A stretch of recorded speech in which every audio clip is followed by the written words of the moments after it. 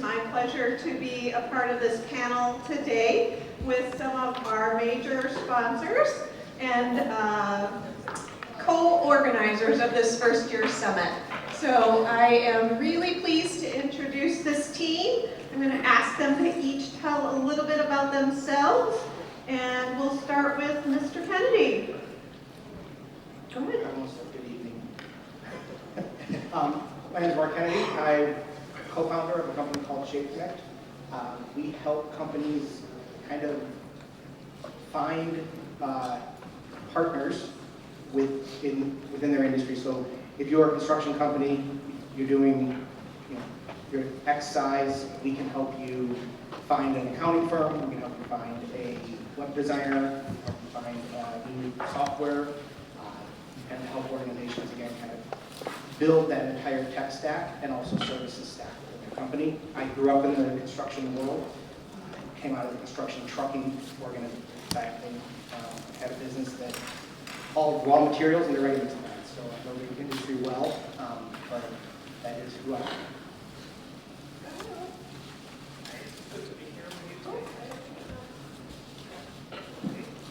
Here we are. Hi, my name is Oleg Pravdin. I head up product management for Lumber. Lumber is a construction workforce management platform. We're based here in Wisconsin and California, and we focus on construction only, so we provide best-of-breed solutions such as time tracking, scheduling, payroll, of course, and we've gamified the experience.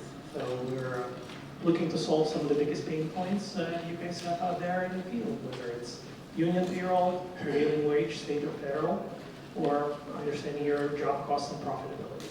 And I've been building products and teams for a couple of decades, lots of companies, so for lots of different domains. Good to be here with you today. Hi. Hello. Hi. I'm Aaron, owner of DAAXIT. Been in construction industry over 20 years. DAAXIT provides fractional chief financial officer services for construction industry. What we do is we help business owners be more profitable, but what comes with profits is them being able to pay their employees more, reinvest in their companies, building a legacy. My name is Thornton. I'm the president of the Wisconsin Veterans Chamber of Commerce. Very happy to have everyone here today. I am a former naval officer and work with the Wisconsin Veterans Chamber to enhance economic development throughout the state of Wisconsin, and doing so by supporting veteran-owned and veteran-supported businesses throughout this wonderful state.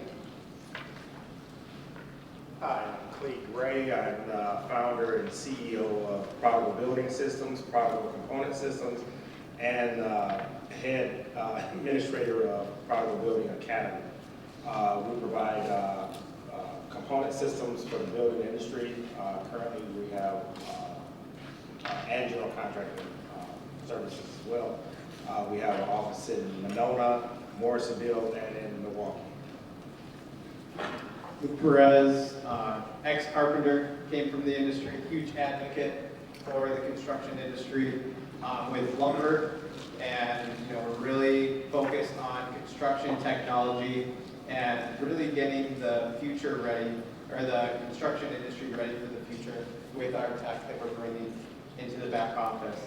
So happy to be here and assisting, moderating the panel with these guys, and pleasure working with Susan as always from the Wisconsin Veterans Chamber of Commerce. So really happy with the collaborative effort that we have together, everybody coming out today. So hopefully we can give you some interesting information across this panel. So this panel is expected to be very conversational. We didn't specifically ask anyone to answer a specific question. We're hoping that we get questions from the audience as well. It's supposed to be laid back and friendly, because otherwise I'll get nervous. So I'm expecting some good feedback from the audience, if you will, between your bites of chips and cookies and such. So thank you for being a part of our entire panel. It includes you as well. So let's start out. What are you seeing in the future of construction? That's one of you guys. I'll take this one. The future of construction, as we're looking at it, just to give a little background, I've been in the construction industry now for 36 years. A lot of people look at me like, wow, how are you been in 36 years? I am 51, so it's just to preface that. So as we're talking about it, and there's a lot of interesting things happening in construction, specifically in the Milwaukee area currently with housing. As we're looking, Milwaukee hasn't had a housing boom since 1970, and currently we're on the precipice of a boom happening, and it's an exciting time. So. Great answer, great answer. And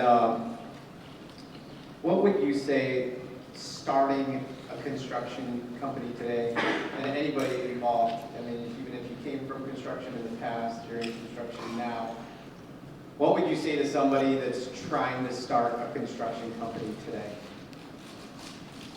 Where do they start? Well, it's kind of our core business. I think you're a good one for the answer there. No, but realistically, and I, this may sound a little cliche in this room, but it's about laying the foundation correctly to start with. And it's about selecting not only the right employees to get off the ground with the right vendors that you're working with. So, you know, you can have trusted people. I hate to say it, but there are a lot of vendors out there that don't seem to pass muster or pass the test a lot of times. So knowing who to select and what areas of business you should be going to first. You know, one of the big things we see, or that we can help with, is we see in organizations, they mismanage the way they select or start their business. They start a business and someone says, you need to go buy SEO or go buy Google Ads. And quite honestly, that's not where you're supposed to start. You should have a good website first. You know, you should have a good way to capture people coming to your website. Then let's go advertise and move into PR or any of those areas. So that's where we can kind of help shape your direction and connect you with solutions. And then, if I may add to it, there's an interesting stat that in the first 3 years of forming a construction company, 45% of the businesses go out of business. And why does that happen? So construction is a high revenue, but it's also a low margin business. And so understanding job costing is really important. So, you know, we see two cohorts of companies. We see companies that, you know, buy a lot of software systems, to your point, they don't talk to each other. So you never have that system of record. You don't have visibility into your job costing and profitability. And that's why you may go out of business. You can be great at your job, you can be great at actual building infrastructure, but if you don't have a handle on your profitability forecasting, you may not last, unfortunately. And so, you know, the other angle I will say is sometimes you do end up using solutions that are not purpose-built for construction. Construction is a unique industry, and I've spent time in a number of domains. But it's unique, it's got its own challenges, just beyond safety, but certainly regulation, there's a mountain of regulation coming in. So being able to have the right partners and also the right system so you're not in the compliance quagmires is really important. And also being set up for growth, I would say. What's important is you're not where you are today. You know, construction companies have a high degree of growth, so having a technology ecosystem and the right team that help you scale and grow, that's really important so you're not replacing your back office every few years. So based on our current economy, how can business owners best forecast and approach their projects? Are there ways you can set yourself up to be more profitable? Sure, I'll take that one. So right now, the construction industry is at a whole $4.7 trillion for 2024. So ideally, there's endless amount of work and a shortage of labor. So, you know, one of the biggest things that I talk about is building relationships, because I call it the contractor's dilemma. The lowest bid wins, and that's not necessarily true. So, you know, don't always think that you have to be the lowest bid. Build those relationships and be profitable. And the market's $4.7 trillion, so it's a big market. One of the areas we've seen that we encourage companies to work with right now is just understanding where their job costing is at. That seems to be a major point within organizations of accurately tracking that, whether it's, you know, through capturing the amount of time you're spending on certain items, your material costs, all of that kind of wraps up in this job cost. And as you mentioned, we're kind of in a boom in this area right now. So, and as you just reiterated, there's a shortage right now. So I don't want to say easy, but I'm going to say easy right now to be a profitable construction company. When a downturn does happen, it will at some point in time, whether that's next year, or 10 years, or 20 years from now. Companies that invest inside of their data and being able to understand where their margins are all at are going to be the ones that survive that economic downturn at some point in time. Because they're going to understand that they can cut certain areas of margin in ways to survive through that period of time. And if you have that data, and today, more than ever, it's very easy to know whether or not what lines of job costing you're making money on, which lines you're not making money on. All the way down from not only just equipment, materials, labor, but you can even go drilling even further into that now these days, and you have that technology to capture that kind of stuff. Great answer. So you mentioned shortage, and I would love to know, from any of your perspective, hiring people, talent recruiting. How do you bring in new talent, and what kind of talent are you going after? How do you put yourself in front of those people to bring them in? I'll take this one, I guess. So what we have found is that it's easier to train people to do it the way that we want to do it. And a lot of times that means going in and recruiting from places that people are not recruiting in. There's a whole section of the community that people are not even remotely going near. When you're looking at construction, construction has, for the most part, been, for lack of a better term, a good old boy system. There's not a lot of BIPOC participation or even BIPOC interest in that in the field, and so now it's becoming inherent on us to go in or incumbent on us to grab these people and get them interested. One of the ways that we get interested is with Building Academy. One of my first speeches that I give to the guys when we were first doing our original contracts with them is that I let them know, I said, you know, this is not your typical building trades academy or apprenticeship. This, what I'm going to teach you here, you can take and utilize on the weekend, you can utilize on after work hours and that to go do side jobs, stuff like that.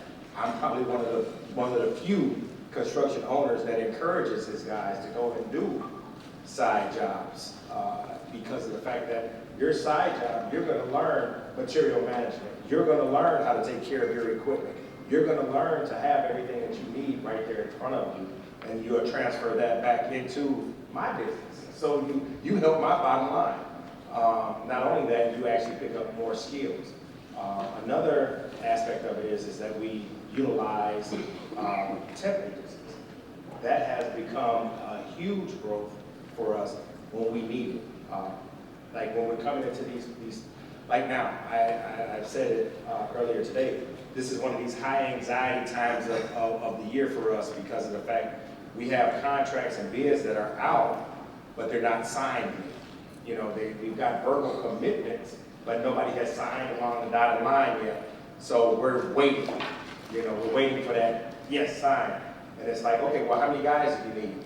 Okay, well, I might need 15 next week. Where am I going to get that 15 from? They don't come out of my training group, then they'll have to come from somebody who has vetted them in a temp agency.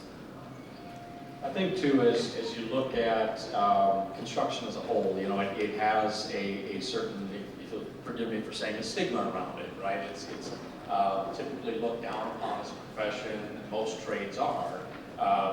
For years, the driving comment that you always hear is, you gotta go to college, you gotta get that degree, and otherwise you'll never make any money, and that just isn't the case anymore. You see, a lot of very, very successful individuals who have gone into different trade programs, and it's about breaking that stereotype and breaking that stigma around it, and showcasing that this is not just a job, it's a career, and it's something that you can do very well in. To add to that, so last year there were more than 500,000 skilled construction jobs that were unfilled in the U.S. That number is worse in Europe and Asia, and it will get worse this year. So there's a little bit of a generational gap, right? And to your point, it's not always the sexiest industry, but it's actually quite lucrative and in a lot of ways maybe recession-proof some trades. And so how do you appeal to the next generation of folks that just finish high school to enter the industry and spend a career here? So, you know, there are lots of ways you can do it. You know, one size doesn't fit all. I think, you know, we think about it, how do we actually do two things? One is provide a little bit of, you know, fun and incentive in the field for construction workers. So all of our applications, for example, are gamified. So they have rewards, and the idea is how do you make it fun to, you know, track your cost, track your time spent. How do you see how much money you're making, just like an Uber driver, essentially. That hasn't been done in construction, and that's moved the needle. But the more important part is you want to retain your workforce, but more importantly, you want to retain the best employees that can grow with you and stay with you, as opposed to constant shortage, right? And how do you do that? Well, there's anecdotal, right? You know, superintendent and foreman can say, you know, this guy or gal is doing a great job.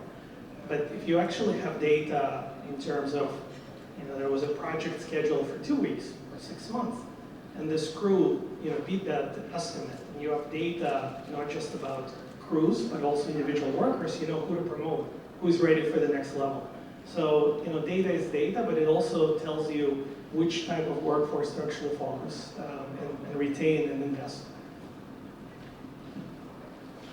I've heard a lot about the recession group and whatnot, but 2008, I was too young to know what was really going on.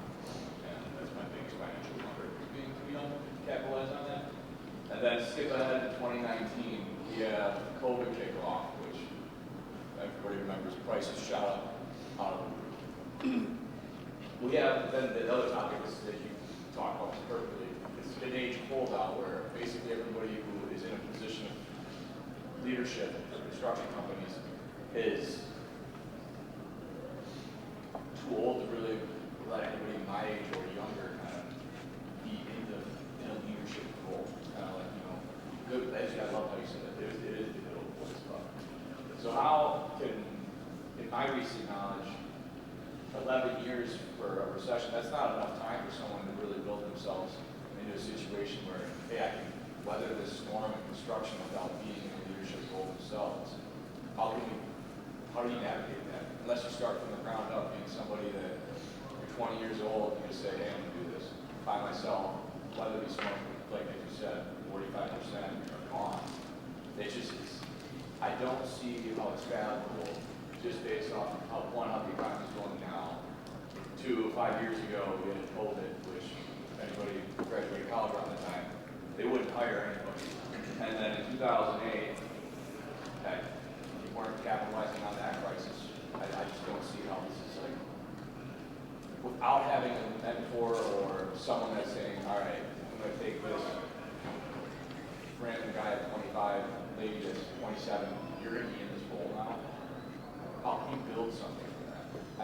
I'm confused. I don't see how you guys do that right now. Take away all the experience you have, and you had to go from zero. How can you do that? I love this question because I was around for both 08 and for COVID. 08 was I learned a lot from that recession in 08 because I had just gotten a house in Portage because my plan was to do more jobs in the Dales. So no sooner had the ink dried on the paperwork, nothing, right? Crickets. And it was a scary time for me. I did not weather that storm well. Then by 2010, it started coming back up. There was a pickup between the stimulus months. Then going into COVID, I was busier in COVID than I have been in my entire life. For some odd reason, somebody thought it smart to make sure that construction workers were essential workers. So that's where you pivot from doing mainly residential remodels, and you go into commercial, or you go into this. One of the things that I love to teach is the more you know, the more you grow, right? So if you can learn enough that to make yourself recession proof, you won't ever have to worry about it, right? Whether you're doing steel studs, whether you're doing wood studs, whether you're doing drywall or you're doing painting, whether you're doing decks. That was another thing that could happen during, I sold my largest deck in my life, well, the first one. It was in my life during COVID. You know, it was my first time ever having a $52,000 deck. And I sold it, and then after that, almost every deck after that was, 20 grand or better. So it becomes more incumbent upon you. As soon as you do that pivot, you're there. And then one other point, and then I'm done. You said something that was profound, mentorship. Find yourself a mentor. I found before I started this company, I actually worked for another bigger, one of the biggest construction companies in the area. And as I was transitioning for this company, I was actually, tapping somebody's ear continually, right? And this guy just happened to be walking through here today. But it was one of those things that, hey, and he's still a really good friend of mine, and he's also my wholesaler now. But but it's one of these things that when I was doing it, I reached out to him, asking him questions, asking him all of these questions, because you become nervous about whether or not I should be doing this. Should I go out here and do this? Well, I can tell you, the lumber prices over here are da-da-da-da-da. You might want to jump in now. If any time, this is probably the best time to do it. So get yourself a great mentor. Join trade organizations, because they are going to be the ones that help navigate those softer areas. Like we're part of Associated Builders and Contractors. So with that membership, we're able to kind of foresee what's happening. Whether or not, okay, well, should I keep putting all my eggs in commercial basket, or should I start pivoting toward residential? Those are the things that run through your mind as you're going. So, You think being a part of those associations helps you be able to not foresee, but make a wise decision on how we're going to start targeting the market a little bit more, so that way we're a little bit more secure up? yes, because you get a lot of great feedback. Not only that, you get honest feedback. So I want to make sure I understand what you're asking here real quick. So you're a construction owner? Yeah, I'm just trying to learn as much as I can. Just as much as you can, okay. But you're trying to understand, you work in the industry. So one of the things that I've seen with not only the larger organizations that I work in, but I've also got a senior in high school right now that just went through all the college and trade school and all that kind of decision-making process. Construction companies right now are getting younger at the executive level. The 3 or 4 organizations right now that I'm working with probably have an average executive age of maybe 45 years old, and their teams are probably ranging down from there in a good way. And it's been amazing what these companies have been able to accomplish. One of the organizations that I'm working with took their company from $1 million in revenue 10 years ago. They just crested 160. And the owner, same thing, just quickly moved through, and they have a very young, agile team. So I think it's better than ever right now to be in that age group that you were discussing. To further put onto that, my son, like I said, he is going to go to go to college, be an engineer for motorsports, so racing cars, which will be fun. Like NASCAR go. I was a NASCAR fan before, but I'm not. But I would say over half of his friends are going into the trades. And we're talking coming out of, a good high school where I think traditionally you would have seen the vast majority going to college. And that still may be true for the class as a whole, but there is a definite talk at that level right now of the kids moving out of high school and going directly into the trades. There is the advertising and the promotional side of things that's been happening on that side is working with these kids, and there is going to be an influx of trades now coming in, which is great, because there is a big trade gap right now. before we get to you, Napoleon, I want to get on one more thing because Mason is a veteran. So let's talk about what some of those skills are that are sometimes not necessarily clear, and what the tie-in is between veteran talent and in the construction industry. And then we'll get back over to you, Napoleon. Yeah, I definitely, I did want to touch on that because, you know, one of the things that we see that is growing in awareness, but that is still going to take some time, and it's something that we at the Chamber work actively, you know, to promote, is those soft skills. And veterans, though often overlooked, possess a lot of soft skills that do lend themselves well to not only the construction industry, but to most industries. And it's those soft skills that lead to those leadership roles that are, you know, being vacated by an older generation in many cases, but they are overlooked. And you know, I have an anecdote that I often share. I spent 12 years in the Navy and as an officer, so I led troops all over the world. And when I got into the private sector, I interviewed for a couple of roles, and I said, well, we really like you, but there's one problem. I said, what is that? They said, you don't have any leadership experience. And I said, really? Really? And, you know, but it's that overlooked piece. You know, they don't necessarily recognize the entire package of what they're getting with a veteran specifically.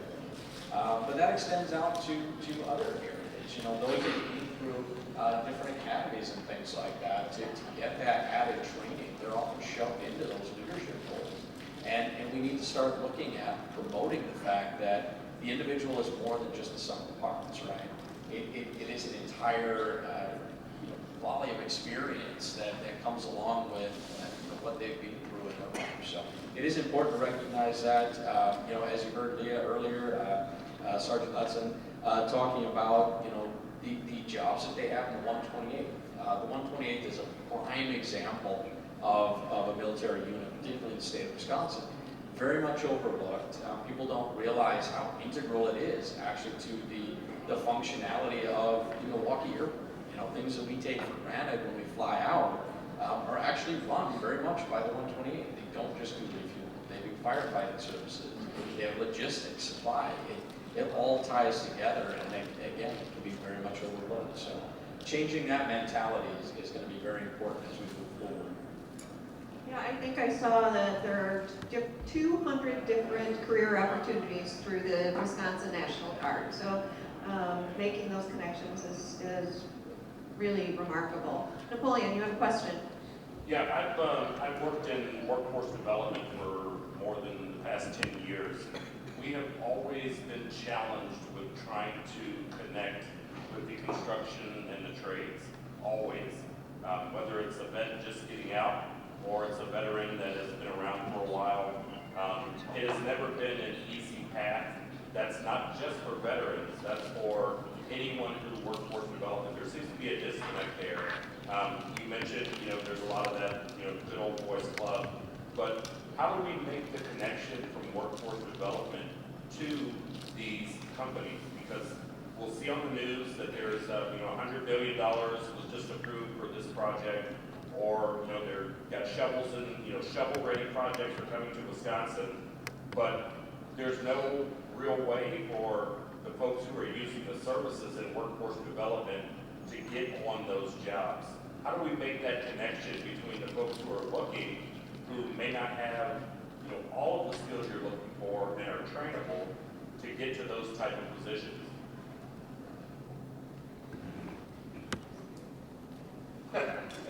That's our problem. Hey, I am not scared to speak on this.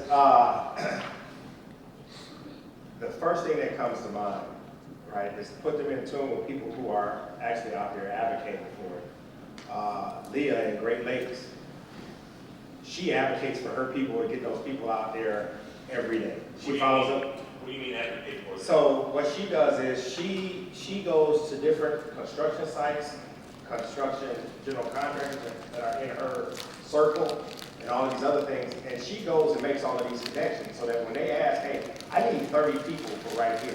Not everybody has to be super trained as a carpenter or anything like this. Some of them may just need labor jobs just to get an entry-level position in some of these companies.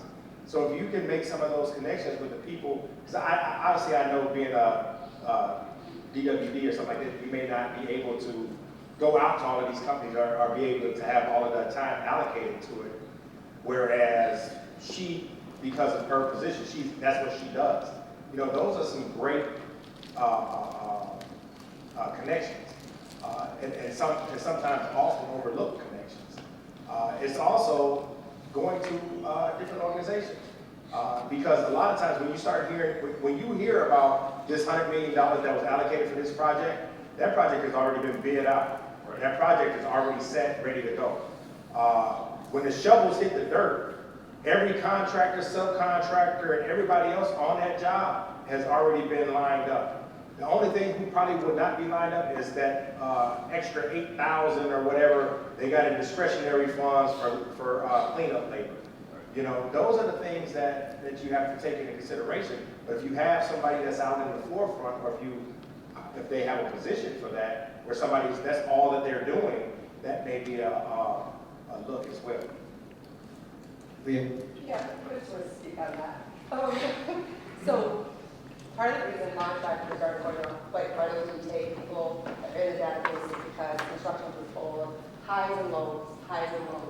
And they can't take all those people onto their payroll and promise them that they're going to have a solid employment opportunity. Now, if you partner up with a great staffing firm that can provide that full-time work by working with multiple contractors, and they are out there advocating, those are the people that are struggling to get into the trades can. And then I just want to double back on what you said. I love what you said about finding mentor. That's really hard to do, though. Like you said, that's that good old boy club. So how do you break it down? Finding a good person that's well networked and can find you. So when you go on Indeed, you're looking for jobs, right? You're going and zip. Does it tell you who the company culture is? No. Does it tell you who the foreman is? Does it tell you what your job really you're going to be doing in the job site, where it is, the hours are calling you? No. So when you come to a staffing person, I will literally be able to tell you this job, this time. In fact, I got to know you. Your personality is going to judge this person. I have actually helped people now. They're acting assistant superintendents, and they were just jack of all, master of none. They could operate heavy equipment.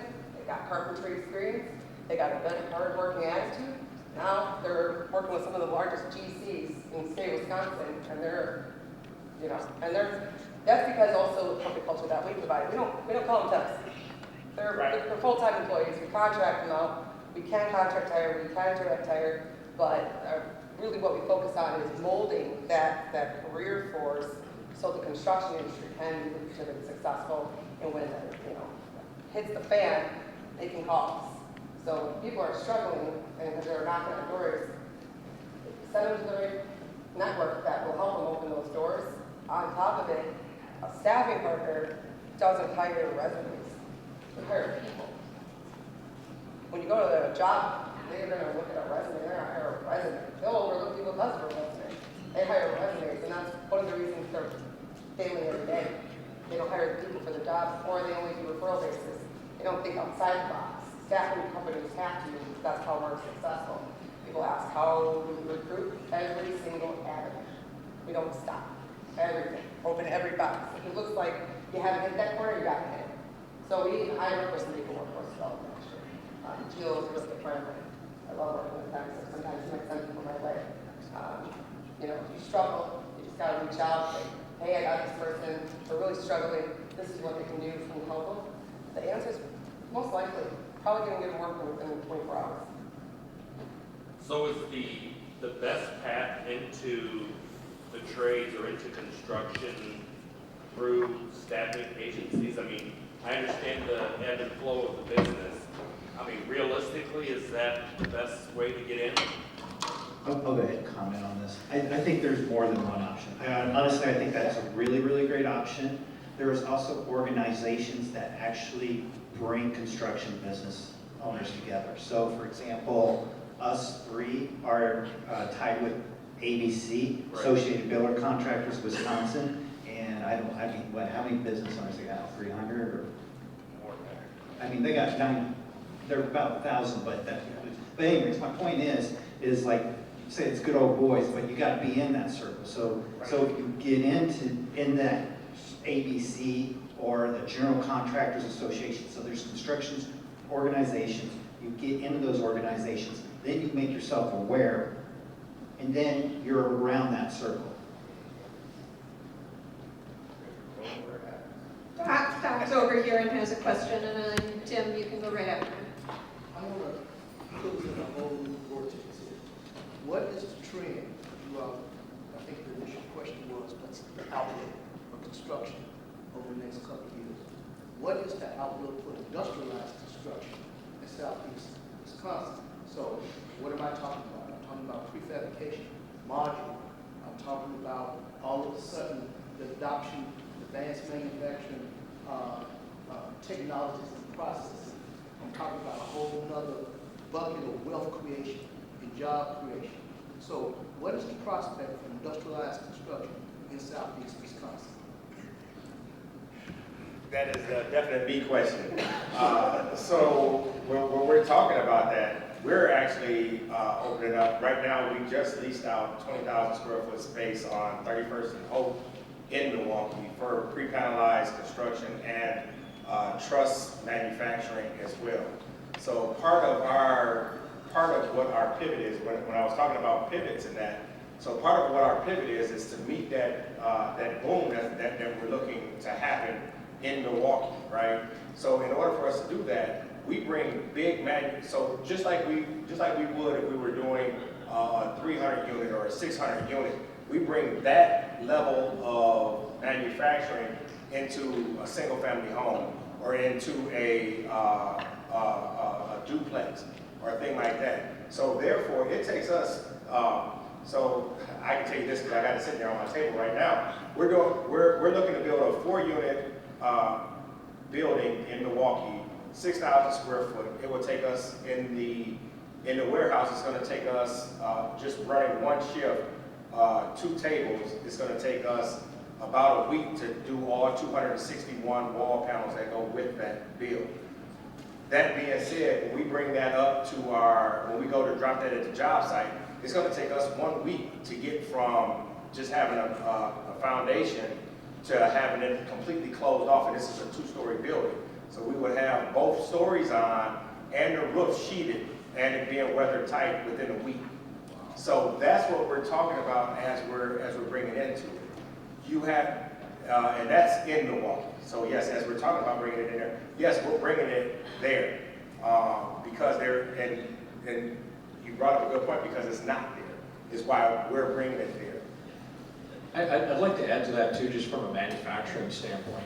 You brought up the manufacturing angle, and Wisconsin's really unique in the manufacturing space as well. And I know, not necessarily directly related to construction, but manufacturing-wise, when you look at DOE dollars spent nationwide, Wisconsin, in terms of capacity for manufacturing, is ranked third in the nation. We have a tremendous capacity, but when you look at DOE dollars spent in the state, we're 35th. So we're way behind in the number of dollars spent here, but we have this massive capacity. So when you talk about getting in touch with different associations and things, it's about shining that spotlight too on this is what this state can do. We have the infrastructure, we have the capacity, we have, in many cases, the people, the knowledge, the expertise. It is here. We just need to shine that spotlight on that and get those dollars into the state because we have that capability. Go ahead, Tim. Well, the question is twofold. First question is for the entire panel. Second question is for Mr. Building Academy. After this. Clee. Yep. CLE. So the first question is, we talked about, how to get into the leadership ranks, and sometimes there's, the guard dogs, if you will. And I'm older, and wait your turn, and I'm going to hang on until you pry my hands off piece. The other piece, though, is that there's a lot of construction projects that have been announced coming down the pipe in the horizontal, vertical, and utility, billions of dollars coming to Wisconsin. And some of the younger folks, high schoolers, et cetera, is there a gap that has to be bridged between the up-and-comers like your son going to college and stuff like that, and this silver tsunami that's coming with some of the older folks that are going to be retiring out because the $100 million projects require skilled labor? If I'm just coming into, let's say, registered apprentice, is there a time frame that I need to build up my skills before I can get in on these? So the question is, what kind of impact does that, gap have for us given the number of projects coming down the pike and the cost thereof and opportunities for revenue generation, entire county, Mr. Building Academy, are there any qualifications or disqualifications for those that want to enter into the academy to learn about construction trade? Okay, I'll take the last question first, if you guys don't mind that. So no, we deal with people that are justice involved, we deal with people that are veterans, we deal with people that come from all walks of life. We deal with not just males, we deal with females, and these are the people that we're recruiting. Because a portion of what we do, we actually work with nonprofits to do the soft skills training, you know, as we're doing this. Our Building Academy is a one-year training pre-apprenticeship program, right? That being said, you got 6 months in there where you're learning 12 different aspects of carpentry. So we're taking it back to like when I was learning carpentry back in the 80s and 90s, where we had to put in, you know, where we did carpet, where we did tile, where we did all of these different things. And that's not saying that we focus on that. Our focus is rough framing. Our focus is finish trim. Those are our focuses. However, we have breakout sessions so that we at least introduce these other skills to you, because you never know what you might get. You might get somebody that absolutely sucks at framing, but is perfect at tile. They might be perfect at carpet installing. You know, so if I give you all of these things, I'm old enough to know that all of those things used to fall under carpentry to begin with. They don't anymore, but they used to fall up under the carpentry umbrella. So with that being said, that's what that is. And for us, all we looking for is somebody that is willing to learn. Obviously, military, sports, those two things go hand in hand with construction, because most times you're out there with a team.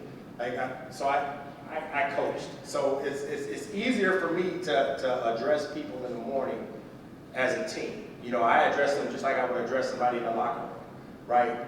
And as I'm addressing them and I'm giving them out their assignments or whatever, that's not that, I don't do that as often. But when I'm still giving them the coaching and I'm getting all the stuff in there, it's one of those things that I'm coaching you along to try to build you up.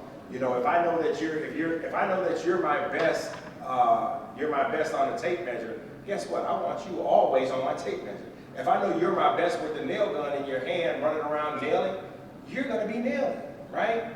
Those are the things that happen, but you have to have that team mentality. You can't go into it thinking, oh, I'm just gonna go in here, do what I do, and I'm done. No, because it takes everybody on that team to put that building together. So as being a carpenter, and I say this a lot, and I'm a carpenter masquerading as a CEO, being a carpenter, we have to always think about what comes next. Who comes behind us? Whether it be drywall, electrical, plumbing, HVAC, the finishes and everything else. Do I need blocking over here? Hey, look, I'm gonna be putting this handrail on here after the finishes are done. Drywall's gonna be on here. Should I put some blocking back here so I don't have to sit up here and search for a stud? You know, those are the things that run in through. So you have to do a lot of pre-planning, which is why I love teaching carpentry, because it teaches people how to think outside of their own circle. Thank you, Clea. I'm going to interrupt you, Mark, because I want to give the vendors some more time to have an open expo center. And so we want to give another shout out to the 128th and their support today. Mr. Doug Lohman, you haven't been thanked yet for all of your photography work, so I wanted to publicly thank you. NARI, Building Advantages, Great Lakes, thank you, Leah.